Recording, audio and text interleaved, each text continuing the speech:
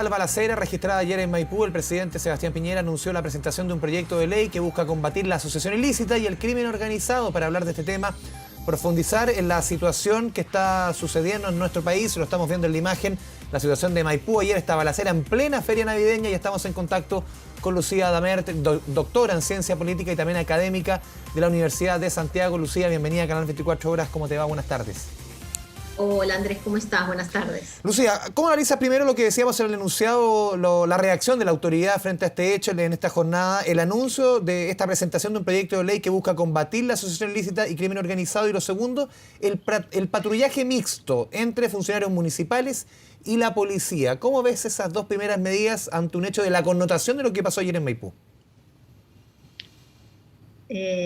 Bueno, a ver, ¿qué podríamos decir? Lo primero que podemos decir es que el gobierno efectivamente tiene que responder a una de las principales preocupaciones de la ciudadanía, que lo que ha sucedido ayer es un hecho inédito en Chile, que no es algo común, que no tiene que ver necesariamente con todas las balaceras que uno escucha diariamente, que están concentradas en ciertos territorios. Acá hay una demostración de fuerza, acá hay una despreocupación por lo que podría ser la respuesta policial, hay una situación bien particular que requiere ser analizada con detalle, pero creo que el gobierno se equivoca al pensar que las cosas cambian únicamente cuando hay cambios legales.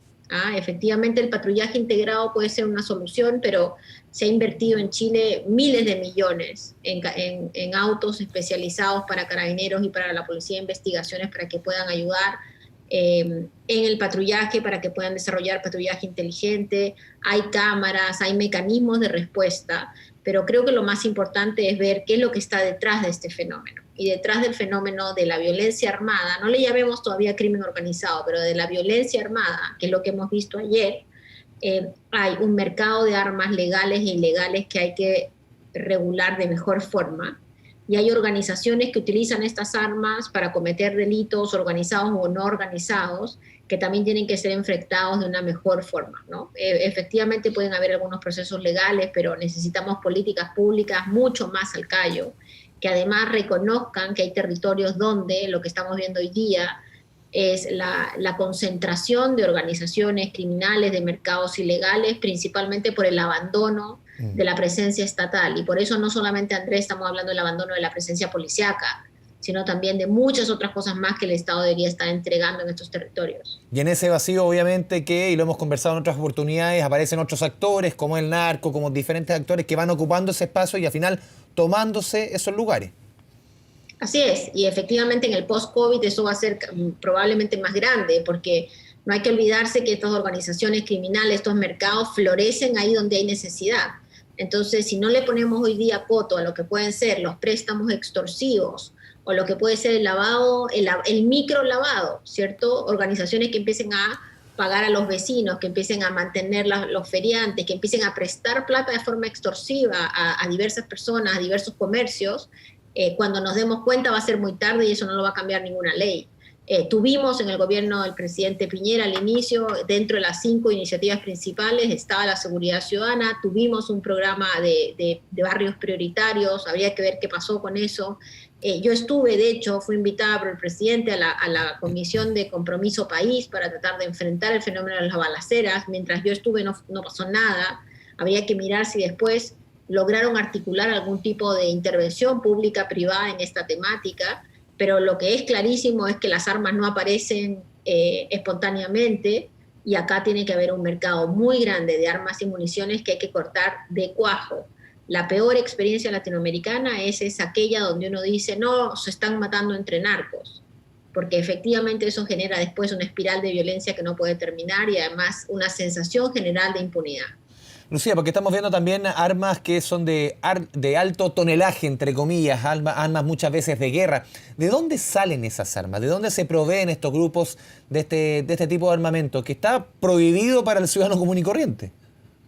Sí, bueno, es que esas son las grandes preguntas que deberíamos de tener un experto dentro de la estructura del Ministerio del Interior y por eso necesitamos una reforma del sector interior, ¿no? Una de las cosas cuando hablamos contigo, Andrés, en tantas otras ocasiones de la reforma policial, eso va justamente al corazón de lo que estamos hablando, que nadie sabe dónde salen las armas y empiezan a aparecer, digamos, de forma anecdótica casos de carabineros que vendían armas, casos de armas que desaparecieron de un lugar donde deberían de haber estado protegidas, pero efectivamente acá tiene que haber, por lo pronto, tres formas, ¿no? Una que es el mundo legal, donde hay gente que está registrando armas y está usando esas armas para usos ilegales.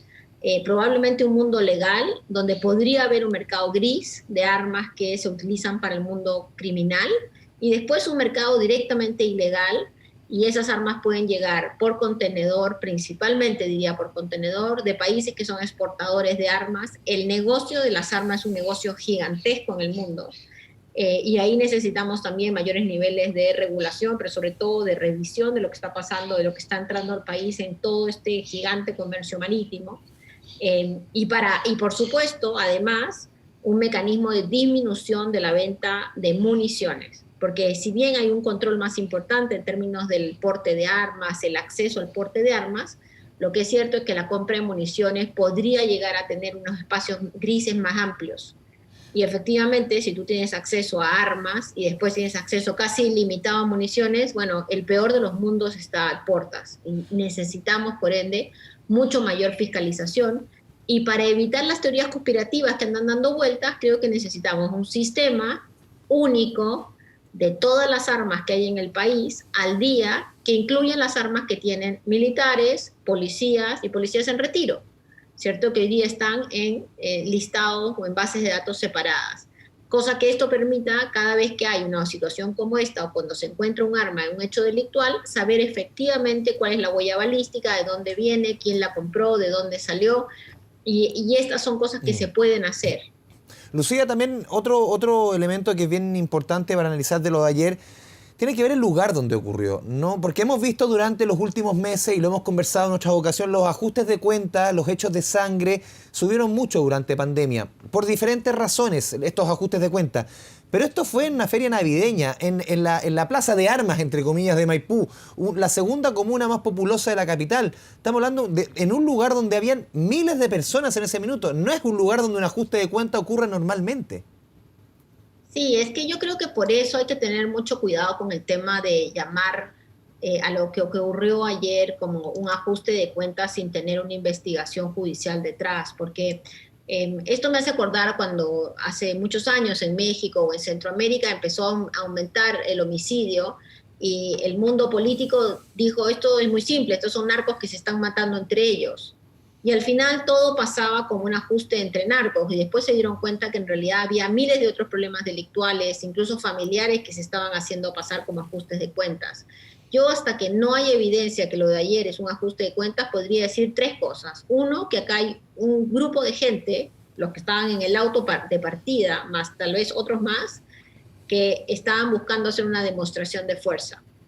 Es decir, demostrar que tenían acceso a armas de alto calibre, que les daba lo mismo hacerlo en la calle, sabiendo que podía haber un carabinero en las inmediaciones o que podían ser filmados. Dos, que probablemente tiene que ver con algo territorial. O sea, no debe ser gente que vino de otra región de Chile para hacer justamente eso ahí. Y tres, que uno podría pensar que son grupos que en algún caso tienen vinculación con mercados ilegales, por ejemplo, las drogas, pero no necesariamente este acto está vinculado con un ajuste de cuentas por drogas. Una de las cosas que se ven en el mundo entero cuando uno encuentra este tipo de situaciones es que pueden ser grupos que venden droga, efectivamente, pero que este tiroteo está vinculado a situaciones familiares, situaciones personales, préstamos impagos, vinculaciones con comerciantes que han recibido préstamos. La teoría en esto es muy grande. La presencia de alguien que cometió algún tipo de falta de respeto o que denunció algo a la policía. Entonces, lo más importante en las próximas 48 horas, Andrés, es tener algún tipo de visión de lo que está pasando, porque si no, si efectivamente lo que estamos acá viendo es grupos criminales que se agarran a balazos en la calle, estaríamos como en el Far West, ¿cierto? Y eso no se da casi en ningún país en estas condiciones, porque los narcotraficantes, los mercados ilegales, tampoco quieren poner a toda la ciudadanía en contra. Entonces, cuando uno ve ya este agravamiento de los hechos de violencia, hay siempre por detrás otros procesos. Yo creo que ahora necesitamos conocer esos otros procesos. ¿Qué pasa con el trabajo de inteligencia, Lucía, en nuestro país? Ha estado en discusión durante años el rol de la ANI en esta y otras circunstancias, en la Policía de Investigaciones, en Carabineros. ¿Qué pasa con la inteligencia en nuestro país? Que es muy importante, obviamente, para trabajar en este tipo de casos. Sí, a ver, acá las policías han recibido y se han formado con mucho ahí con los últimos años en los temas de antinarcóticos, es parte de la estrategia de la lucha contra las drogas, y han ganado y han sido reconocidos, han ganado premios y han sido reconocidos en América Latina por algunas acciones, siempre pensando que Chile era un país de paso, un país donde no había criminalidad organizada, donde este tipo de cosas no sucedían. Efectivamente, lo que tenemos que tener es una mayor capacidad de investigación criminal que resuelva este tipo de hechos que son hechos más difíciles. Chile ya no es un país de paso, definitivamente, como se mencionó muchas veces en los casos que conocimos. ¿Te acuerdas el caso en San Antonio hace un par de semanas? 3 toneladas de marihuana de uno de los carteles más poderosos mexicanos ya instalados en nuestro país. Ya no es un país de paso. No, hace muchos años que no es un país de paso porque somos un país de consumo. Y el mayor problema que tenemos es que tenemos mucha gente que tiene consumo problemático de drogas. Y ese consumo problemático genera un mercado, evidentemente. Ahora, también parece que tenemos un juego o un rol en el paso. Naciones Unidas en los últimos 3 años ha sacado informes y ha dicho que Chile es el tercer país en América Latina desde donde sale la droga hacia Europa, África y Asia, lo cual nuevamente pone en entredicho varias cosas: corrupción institucional en las diversas instituciones, probablemente presencia de empresas fantasma o de este mundo gris legal-ilegal, que hay que tenerle también mucho cuidado. Y tercero, la consolidación de estructuras, que son estructuras mucho más flexibles. Acá, cuando estamos hablando de narcotráfico, no estamos hablando de 10 personas que viven en una población y que debajo de su casa tienen $150 millones. Estamos hablando de estructuras muy flexibles, muy variadas en el territorio, con diferentes roles. Entonces, efectivamente no somos un país de paso, somos un país de consumo. El consumo ha generado un mercado, el COVID ha desestabilizado en algún caso el mercado. Hay mucha gente con situaciones bien preocupantes en términos económicos, laborales, salariales, etcétera, y ahí puede haber un desbalance o una falta de equilibrio del mercado, si tú quieres. Porque hay que entender que el crimen organizado es eso, cuando es una industria en el fondo, ¿no? Ilegal, pero es una industria al fin. Este desequilibrio puede generar más violencia y lo que necesitamos ahí es claridad policial, de política criminal, junto con la investigación, con la fiscalía, para poder enfrentar las nuevas organizaciones criminales. Si esto le trae cambios legales, estamos por supuesto de acuerdo en avanzar con eso, pero eso es una parte de cómo enfrentar el fenómeno de la criminalidad organizada. Lucía, ¿cuál es el rol que juega aquí el mundo político? El mundo político, los anuncios que hacía hoy día el presidente, en esto que es tan complejo, que es el tema del narco, que ya está, y lo hemos visto en otros casos, enquistado en algunos lugares ya en el poder político, en ciertos círculos. ¿Cómo se trabaja esto desde el Congreso? ¿Cómo es solamente legislación? ¿Cómo opera esto? ¿Cómo se avanza al final? Sí, no, acá tú necesitas políticas transversales y horizontales a todo nivel, porque los mercados ilegales corrompen la política, erosionan la democracia, fortalecen la idea de que uno se salva solo, ¿cierto?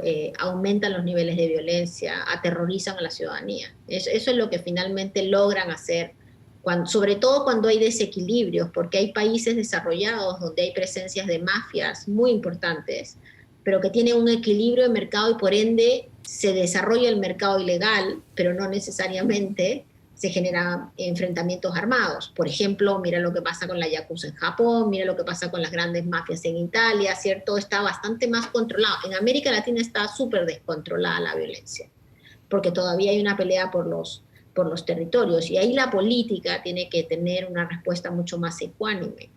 Por un lado, reconocer que está el problema, ¿cierto? Por un lado, reconocer que hay un problema serio de organizaciones que pueden estar penetrando en términos de corrupción a las policías, a la fiscalía, al poder judicial, a la política, a los profesores universitarios, a todos. Si tenemos que reconocer el problema para poder enfrentarlo y por ende generar los mecanismos de control externo a todos los que estamos vinculados, digamos, a este mundo para asegurar que estos grupos no puedan participar. Segundo, fortalecer 100% las unidades de análisis financiero, las capacidades de investigación en temas de lavados de activos. Al comienzo se pensaba que en el mundo criminal los países que se quedaban con la parte del lavado de activos eran, entre comillas, beneficiados. Hoy día ya sabemos que después de la plata viene la violencia también. Entonces necesitamos fortalecer esas capacidades para que no se vaya a pensar que Chile es un lugar fácil donde uno viene y licúa la plata para para desarrollos inmobiliarios, para todo lo que se utiliza principalmente hoy día ese dinero. Y por supuesto una capacidad policial para reconocer los problemas, digamos, en los lugares de venta, los grandes negocios. Pero al lado de eso, Andrés, necesitamos también darnos cuenta que esta es una pirámide y la pirámide necesita una base ancha, y esa base ancha son los jóvenes que desertan del colegio, los jóvenes que no tienen salida laboral, aquellos que han sido víctimas de violencia en el hogar, los que tenemos con problemas de salud mental no cubierta, los que tenemos con consumo problemático de alcohol y drogas, los embarazos adolescentes. Solo con eso estamos pensando en un grupo muy importante de gente, y ahí también necesitamos un Estado, ¿cierto?, que defina políticas de protección. Si no, la base siempre estará, y uno podrá estar peleando con Robocop, con drones. Siempre va a estar llegando tarde. Y siempre vas a estar llegando tarde. Sí, Lucía Damer, te agradecemos este espacio, esta conversación de un tema tan importante como lo que sucedió ayer y las políticas que se pueden adoptar. Te agradecemos esta conversación con Canal 24 Horas. Muy buenas tardes. Chao, hasta luego. Chao.